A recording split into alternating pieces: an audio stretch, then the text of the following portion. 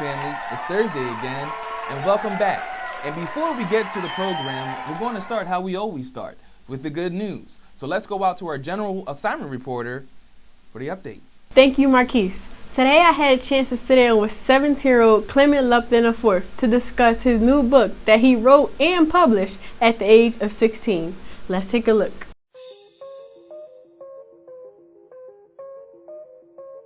Saw that it was 1 o'clock in the morning.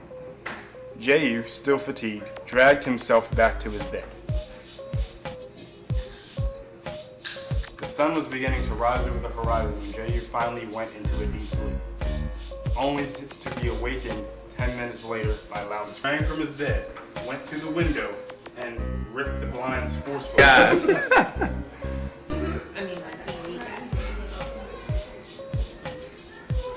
What inspired you to write a book at such a young age? Well, ever since I was a child, I was always interested in politics. But what frustrated me is that I could not vote until I was 18, and among other things, what I could do in politics is very limited.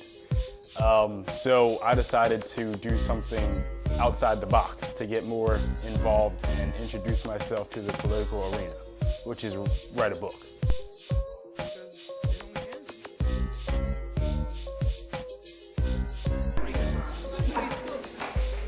You are a great writer.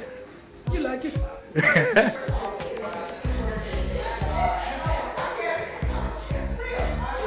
So, what was the tipping point when you were sitting in your room, looking at the four walls? What was it that made you say, "Hey, I need to write a book"? Well, it all started back in the fall when my English teacher, we had just finished studying the book 1984, and I enjoyed the book, and I decided to research more information about the book. And I discovered that it was a political fiction novel. And I'd never heard of that genre before, so I did more research, and I learned that a political fiction novel is a novel that exposes a problem about a society, or facing a society.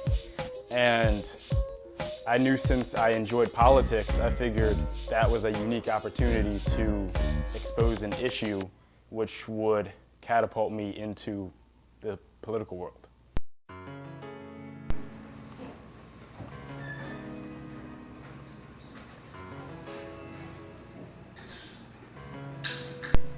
Page 1, blank screen, cursor's blinking.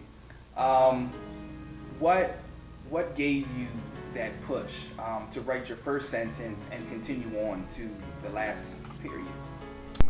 Well, so actually, when I thought of, first off, the title, The Labyrinth of Freedom, came to me immediately, and as soon as I conjured up the title, the rest of the book just flowed. I knew exactly what the premise of the book was going to be. I knew the conflict. So actually, I didn't really have what you call writer's block. Everything just flowed. All right, and the title, The Labyrinth of Freedom, can you tell us and explain to us where you got that title from? Yes. Well, labyrinth means maze. And all throughout the book, the main character's journey, he partakes on a journey to go to America. And in the beginning, he sees it as a journey that is straightforward. I mean, he just, goes to America. But he learns that there are different obstacles he has to overcome. It's not a straight and straightforward path. It is a maze. Where can we find this book? The book is currently on Amazon.com and BarnesandNoble.com also.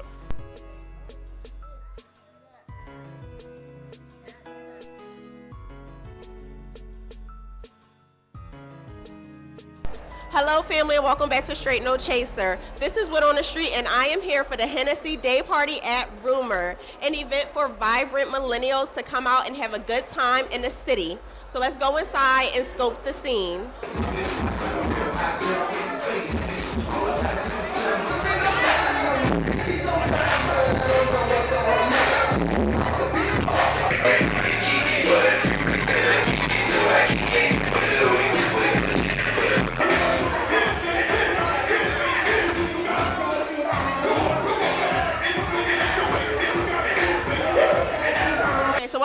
today?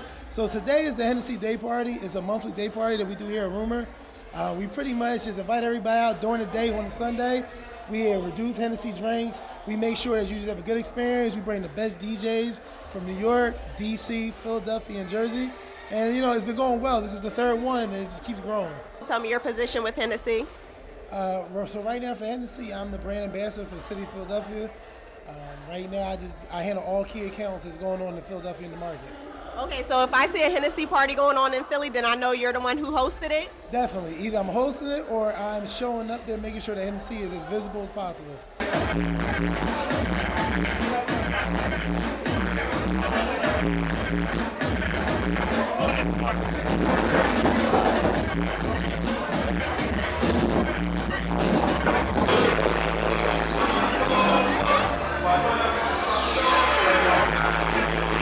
The thing about Hennessy that makes it stand on itself is that it's been around for 250 years.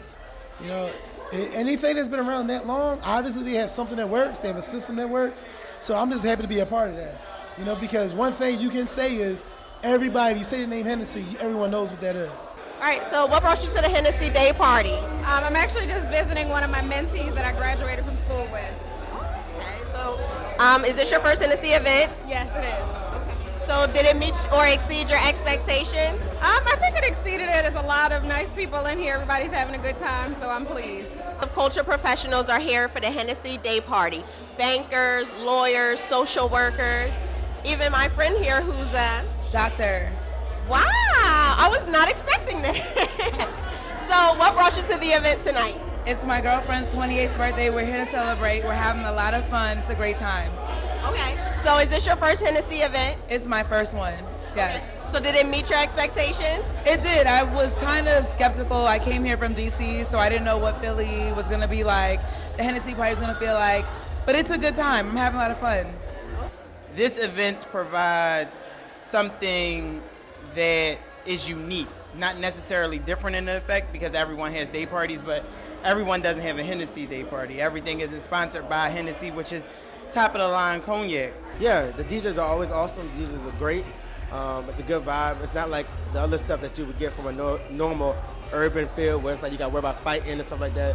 They keep it real classy, keep it real clean, and it's awesome time. So now I'm on the nigga basement putting working on the phones. Either that or try to money more to make a pickup. Man, it's 2008, I'm trying to pay the...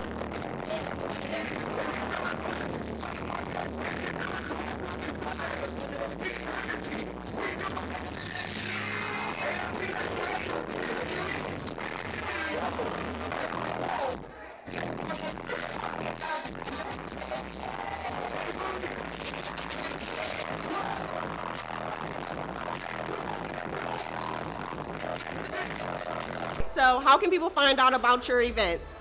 Social media is the best way. So you can go to Instagram. You can follow LITM Philly on Instagram. We post daily what's going on in the city, not just our events, anything that's cool that's going on from restaurants, concerts, anything that's going on in Philadelphia that you might be interested in, that's what we post.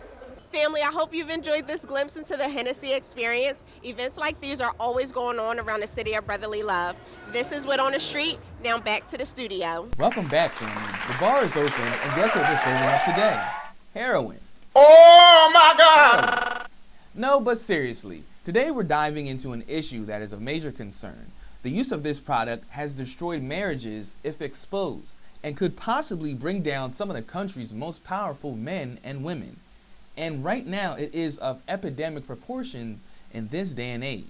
Originally, this was supposed to be my intro, referring to the use of K2 and how it is becoming a major problem, even in small cities like my hometown, Lancaster, Pennsylvania. Shout out to Lanc.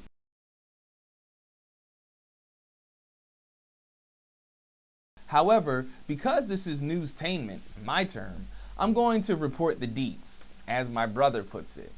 Folks, deets means details. Who would have thought, just in case you were like me and live on Earth and never heard of this term before. But I digress. About 2 months ago, I brought up the story about the hacker group, the Impact Team, which stole over 35 million Ashley Madison accounts. Now again, Ashley Madison is the online website that I like to call Facebook XXX. But in actuality, This website promotes cheating and infidelity by allowing users, mostly married, to search for fantasies via their website. Ashley Madison's tagline, "Life is short, have an affair," boasts anonymity for users trying to find some tang while matching them with people willing to give up the yams.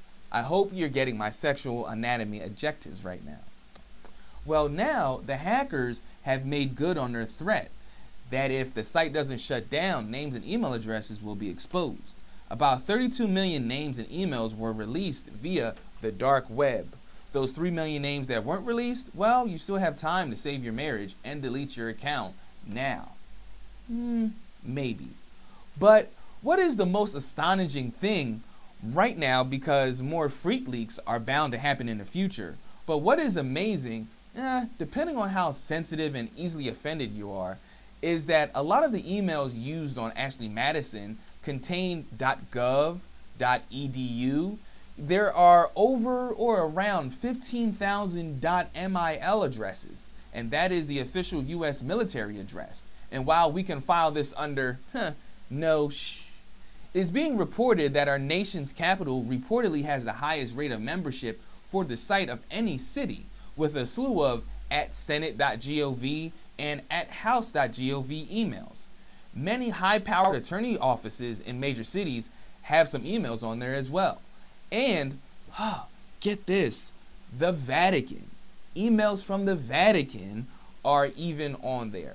Who would have thought a city full of men vowed not to have sex would be on this site? Well, I guess in some cases, it's better than them touching little boys. And while we're talking about little kids, Josh Duggar, you know, the conservative reality TV star of TLC's 19 Kids and Counting, you know, who is being accused of molesting 5 young girls, 4 of whom were his own sisters, was also registered on Ashley Madison as well. Side note, if you're listening to this and haven't deleted your Ashley Madison account yet, delete. Abandon ship.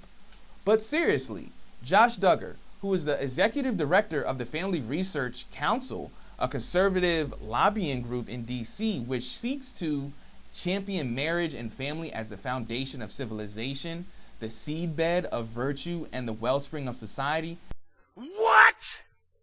Actually had 2 accounts. I guess Josh was double dipping in the tang. And as for you, Mr. Fogel, you know, the subway guy, for those that don't know, I'm not going to waste too much time on you. Fogel was in court this morning for an initial hearing where the charges were read.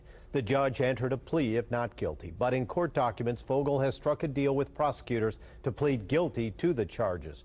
Those charges are child pornography and traveling to engage in illicit sexual conduct with minors. In the plea agreement, Fogel faces a minimum sentence of 5 years in prison, and prosecutors agreed to ask for a maximum of 12.5 years. He also has to pay $1.4 million to the 14 victims in the case, 8 of whom are still minors. After this morning's initial hearing, Fogel was released on home detention with GPS monitoring and other conditions. There's a special position for guys like you in prison, and it starts with open wide. Like I said, I'm not going to waste too much time on a human piece of excrement like yourself. I'm just going to say,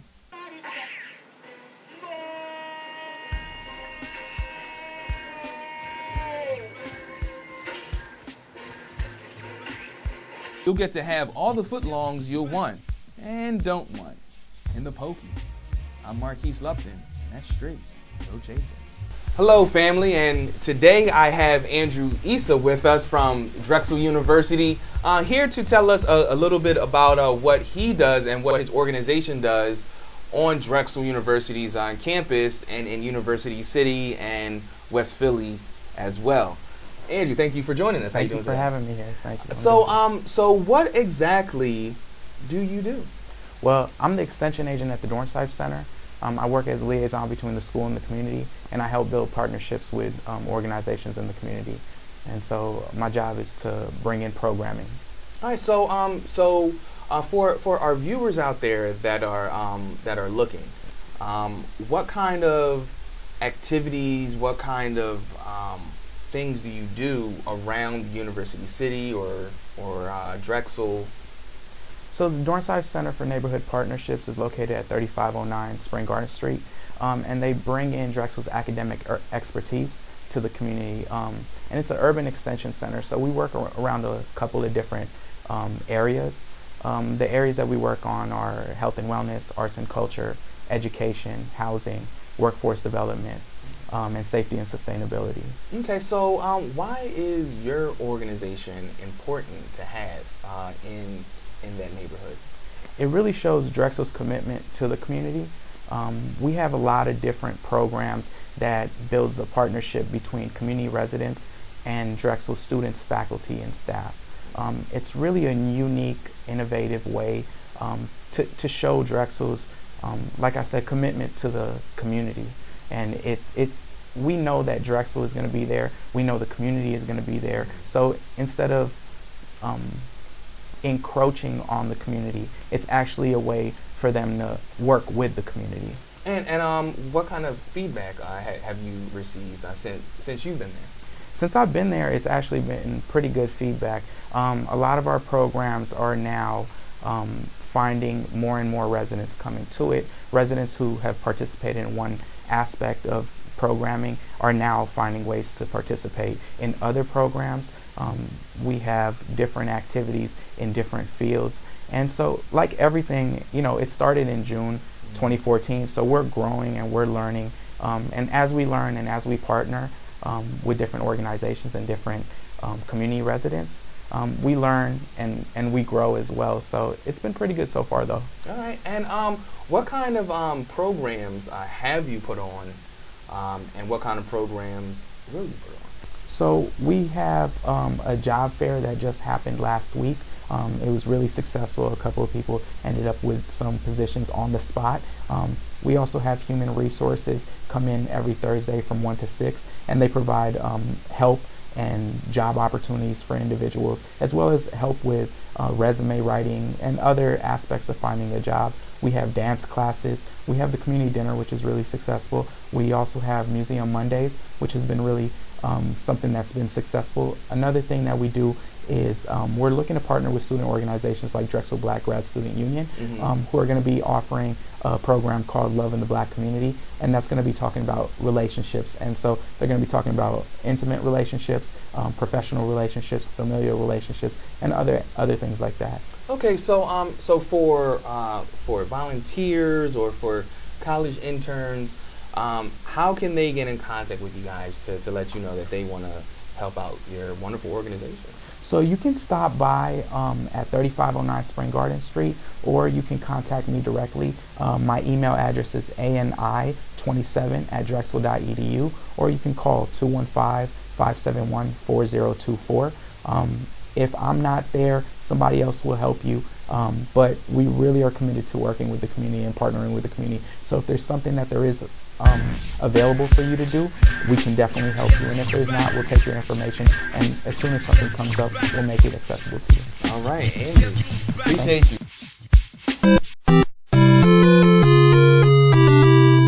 My red flag today goes to anyone over 30 still trying to be a rapper. I mean, don't get me wrong, it's cool to perform on a local level, get some local buzz and support, and do your thing. But if you're 30 plus, still talking about how you're waiting to get on and you just need a chance, well, bruh, let me break it down to you. You haven't gotten noticed now, that ship has sailed. Years ago at that. I don't want to be a dream killer, but if you're paying your child support with the money you're making selling CDs out of your trunk, you got to reevaluate your life and your friends, because obviously nobody told you how much of a loser you are. But I will. Loser. Thank me later. That's Str8 NoCh8ser.